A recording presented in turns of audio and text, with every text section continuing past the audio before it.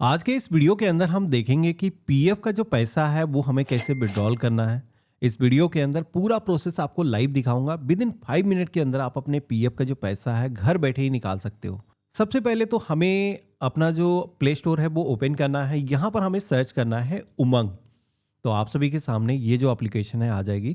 ये गवर्नमेंट की ही एप्लीकेशन है और इस एप्लीकेशन के जरिए पीएफ का जो पैसा आप पेपरलेस प्रोसेस से घर बैठे फ्यू मिनट के अंदर विड्रॉल कर सकते हो। हम इसे इंस्टॉल करेंगे। एप्लीकेशन को फर्स्ट टाइम आप ओपन करोगे तो कुछ इस तरीके का इंटरफेस आएगा। यहाँ पर आप सभी को परमिशन को अलाउ कर देना है और इसके बाद में इस एप्लीकेशन के अंदर कोई भी सर्विस को यूज़ करने के लिए आपको लॉगिन करना है। तो हम प्रोफाइल के आइकन पे क्लिक करेंगे और गेट स्टार्टेड के ऑप्शन पे क्लिक करेंगे।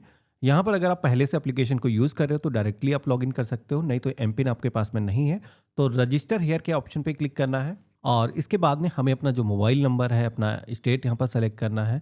आई एग्री के ऑप्शन पे क्लिक करना है, कंटिन्यू के ऑप्शन पे क्लिक करना है। एक ओटीपी आएगा जो आपने नंबर दर्ज किया है, यहाँ पर वो ओटीपी दर्ज करना है। और इसके बाद में आप अपने मर्जी का जो एमपिन यहाँ पर सेट कर सकते हो और कंफर्म के सेक्शन में रिपीट आपको एमपिन दर्ज करना है और सबमिट करना है।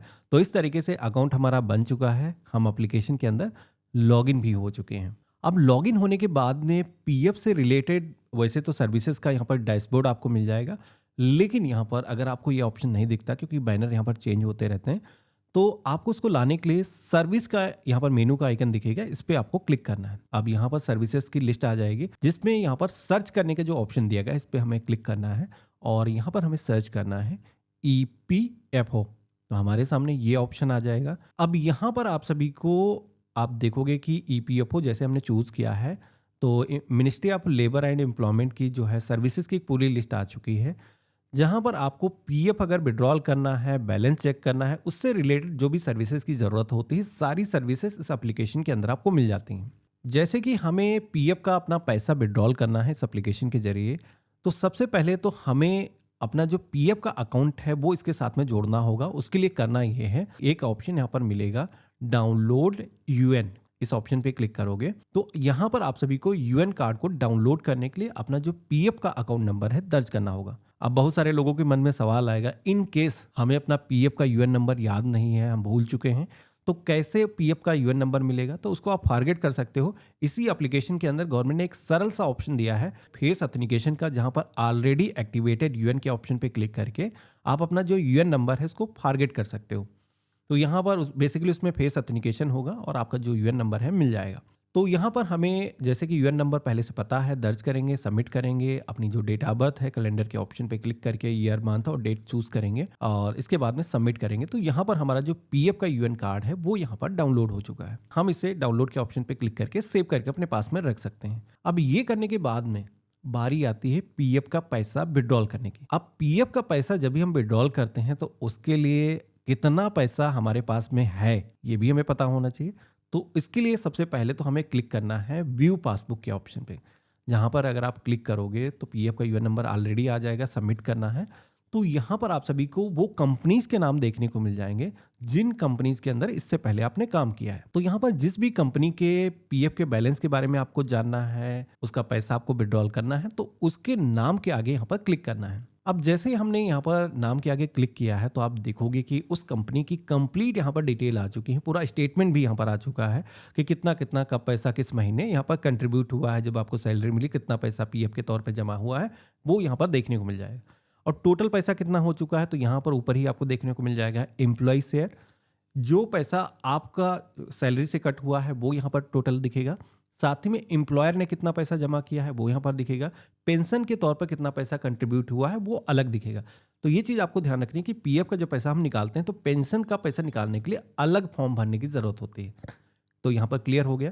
हम यहाँ पर ये जो स्टेटमेंट है इसको डाउनलोड करके अपने पास में रख सकते हैं। अब इस तरीके से ये जो स्टेटमेंट है हमने डाउनलोड कर लिया। इसके बाद में बारी आती है पैसे को निकालने की। तो इसके लिए यहाँ पर रेस क्लेम का ऑप्शन दिखेगा, लेकिन रेस क्लेम के भी दो ऑप्शन मिलते हैं। एक तो है race claim scheme certificate 10C, दूसरा है रेस क्लेम का। तो पहला वाला जो ऑप्शन यहाँ पर रेस क्लेम का दिख रहा है ये बेसिकली उन लोगों के लिए है जो 10 सालों से सेम जॉब के अंदर है और वो स्कीम का सर्टिफिकेट लेना चाहते हैं पेंशन के लिए, वो यहाँ पर इस पर क्लिक करेंगे। या फिर 10 साल से कम हुई है और पेंशन का जो पैसा है वो आप विड्रॉल करना चाहते हो तो 10C वाला जो फॉर्म है वो भरना है।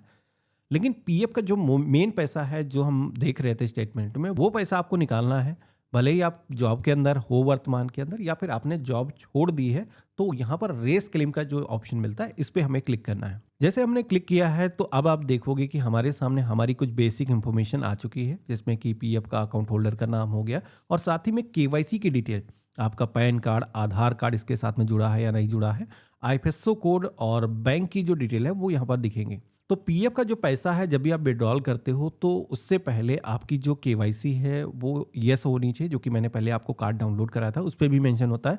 बाकी अगर किसी की केवाईसी पहले से नहीं हो रखी है तो पैसा निकालने से पहले आपको केवाईसी करना है, बैंक खाता अपना जोड़ना है। तो वो काम कैसे कर सकते हो, अगर किसी को यहाँ पर देखने को नहीं मिलता है तो आई बटन पे मैं वीडियो आपको दे दूंगा, जिस पे क्लिक करके आप हमारा वो वीडियो देख सकते हो जिसके अंदर मैंने केवाईसी करने का प्रोसेस बताया था। अभी जैसे कि हमारा जो खाता है पहले से जुड़ा हुआ है, लेकिन खाता नंबर यहाँ पर इंटर करने के लिए मैनुअली बोला जाता है। तो ये वाला खाता है बैंक ऑफ बड़ौदा का जो हमने जुड़वाया था, ये जो अकाउंट नंबर है यहाँ पर दर्ज करेंगे, इसी के अंदर पीएफ का जो पैसा है वो आएगा। अकाउंट नंबर दर्ज करने के बाद में हमें नेक्स्ट करना है। अब इसके बाद में अगला सेक्शन आएगा जहाँ पर दिखेगी आपको अपनी मेंबर आईडी। तो यहाँ पर इस कंपनी की जो भी आपकी मेंबर आईडी है वो यहाँ पर दिखेगी, इसको सेलेक्ट कर लेना है। अब इसके बाद में आप सभी को कुछ इंपॉर्टेंट यहाँ पर डेट देखने को मिलेंगी।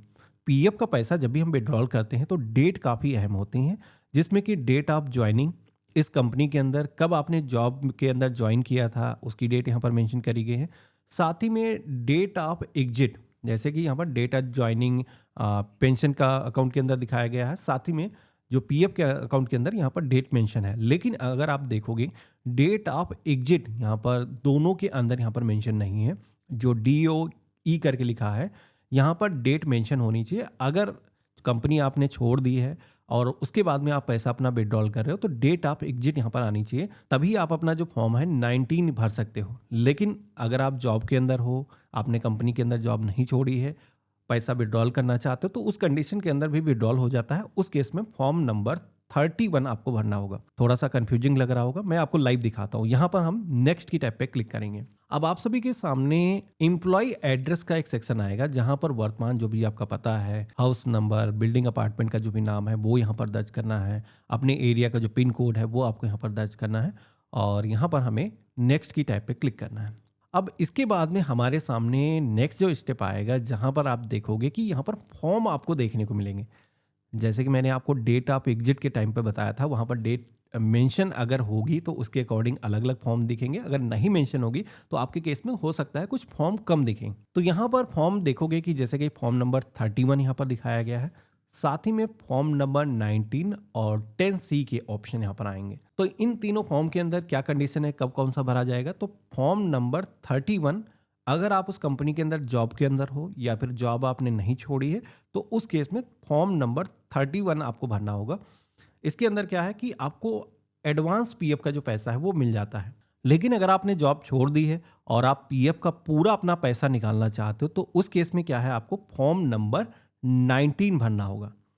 लेकिन ये फॉर्म तभी आप भर पाओगे जब 60 डेज का जो टाइम पीरियड है वो हो चुका हो, यानी कि जॉब आपने छोड़ा 60 दिन तक यहाँ पर डेट रहता है जब डेट ऑफ एग्जिट यहाँ पर मेंशन होती है, उसके केस में फॉर्म भरा जा सकता है पूरा पीएफ का पैसा विड्रॉल करने के लिए। तो आपके केस में जो भी फॉर्म अप्लीकेबल है आप सेलेक्ट कर लोगे। जैसे कि हम एडवांस विड्रॉल कर रहे हैं तो फॉर्म नंबर 31 सेलेक्ट करेंगे। अब इसके बाद में सेलेक्ट करने के बाद में यहाँ पर पूछा जाता है कि पर्पस क्या है, कि पैसा आप निकाल रहे हो उसका क्या रीज़न है। तो यहाँ पर रीजन के कई सा ऑप्शन दिए गए हैं, जैसे कि 2 महीने से आपको सैलरी नहीं मिली है, या फिर कोई नेचुरल क्लाइमेट हो गया है, या फिर कोविड जैसी कोई कंडीशन हो गई है, या फिर पावर कट, कोई विकलांग व्यक्ति कोई इक्विपमेंट परचेज करना चाहता, तो अलग अलग ऑप्शन दिए गए हैं। तो हमें यहाँ पर जो इनलेस वाला जो ऑप्शन है ये सेलेक्ट करना है अगर आप मैक्सिमम अपना जो पैसा है वो विड्रॉल करना चाहते हो जॉब में रहे हुए। तो यहाँ पर ये वाला ऑप्शन सेलेक्ट करोगे। इसमें क्या है कि कोई मेडिकल सर्टिफिकेट आपको देने की ज़रूरत नहीं है। आप अपने लिए, आप अपने परिवार के या फिर बच्चों के लिए, अपने दादा दादी के लिए, किसी के लिए भी पैसा निकाल सकते हो। यहाँ पर कोई डॉक्यूमेंट नहीं मांगा जाता है, तो हम इसे सेलेक्ट करेंगे। इसके बाद में आप सभी से यहाँ पर अमाउंट पूछा जाएगा। तो पीएफ के अंदर जितना भी पैसा अभी तक जमा हुआ है वो जो अमाउंट है यहाँ पर आपको दर्ज करना है। तो यहाँ पर मान लेते हैं कि जो एम्प्लॉयर ने कंट्रीब्यूशन किया है, जो आपका कंट्रीब्यूशन है, एम्प्लॉय का कंट्रीब्यूशन, दोनों को जोड़ करके जितना अमाउंट बनता है वो अमाउंट यहाँ पर आप दर्ज कर सकते हो।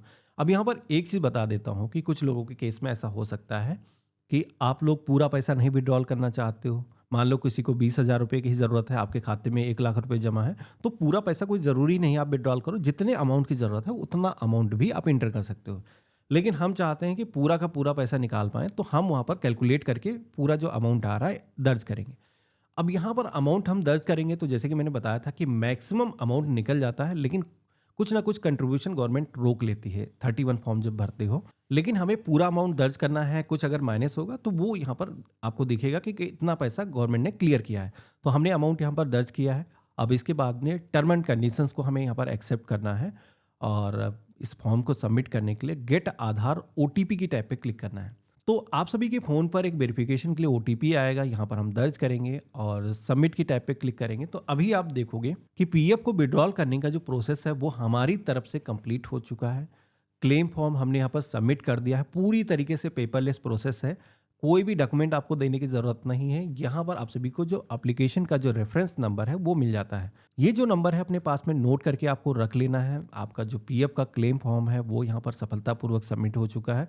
अब बारी आती है गवर्नमेंट की तरफ से इसको क्लेम को सेटल करने की, जिसमें कि कभी भी आपको अपना जो स्टेटस है चेक करना है तो यहीं इस एप्लीकेशन के अंदर ऑप्शन मिल जाता है ट्रैक क्लेम का। इस ऑप्शन पे क्लिक करके आप अपना जो क्लेम का वर्तमान स्टेटस है जान सकते हो कि पैसा अभी गवर्नमेंट ने जारी किया है या नहीं जारी किया है। मेरे केस में जब मैंने पीएफ का पैसा विड्रॉल किया तो महज 2 दिनों के अंदर मेरा जो पीएफ का पैसा है मेरे बैंक खाते के अंदर आ गया था।